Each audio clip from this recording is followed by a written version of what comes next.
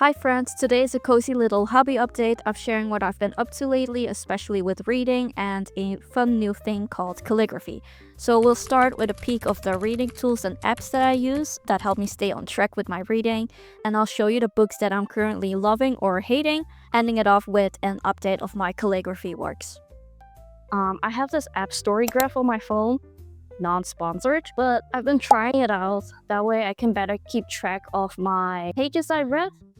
So it shows me my current rates, which is pretty neat. I have Goodreads, but I like keeping track of everything I do because it kind of satisfies me. It motivates me to read more. Then I have also used paper trackers in the past. It's just a printed sheet where I write down the titles, the dates, and how many pages I read. It's satisfying to see over time, especially if you're using a Kindle. I feel like it's not as satisfying to see the pages pile up, but it's just not the same satisfaction as flipping through pages. Anyways, what I really do like about the Kindle is the ability to highlight things and easily save my quotes.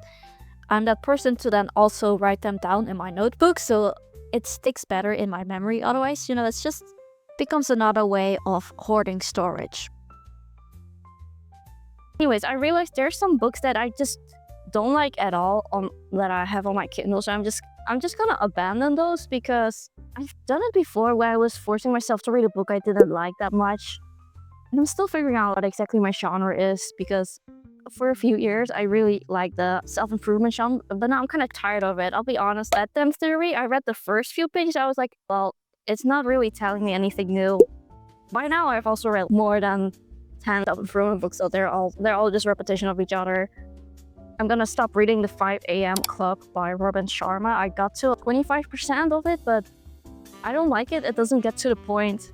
I know a while ago this book was a hit with my millennial cousins and I thought I want to read it, but it's not for me. Another book I still had on here, I like to switch in between books. I cannot stick to one book. Buy Yourself the Damn Flowers by Tam Kaur. That one, so far it's pretty good actually. I do like this more because I have this toxic hustle mentality mindset, but this one takes a better approach, get more love for yourself. So I'm really trying to shift more towards that because that's what I need. I go way above and beyond and exceed the limits of productivity. It's not good. I know it looks good and cool, but if you find yourself stuck in a loop like that, you need to take a break. And we need to realize that even if you don't do anything, that is fine, that is human, that is normal. That's kind of hard to conceptualize that sometimes. So right now I'm still reading Hail Mary by Andy Weir and halfway through Cirque by Madeline Miller. I'll be honest, I don't really understand all of the characters, but I just read it before I go to bed. It's engaging enough, but it's delving into a new genre, right? So it's a little bit about ancient Greek gods. And kind of like the characters of that. It's not exactly a retell of the story, I believe. I don't know, but for example, I was reading Iliad by Homer, and I was like, I don't understand this one either, but I feel like it's something I would enjoy. I just don't know how to delve into it. So when I was working, I practiced a little bit more of calligraphy. Let me see.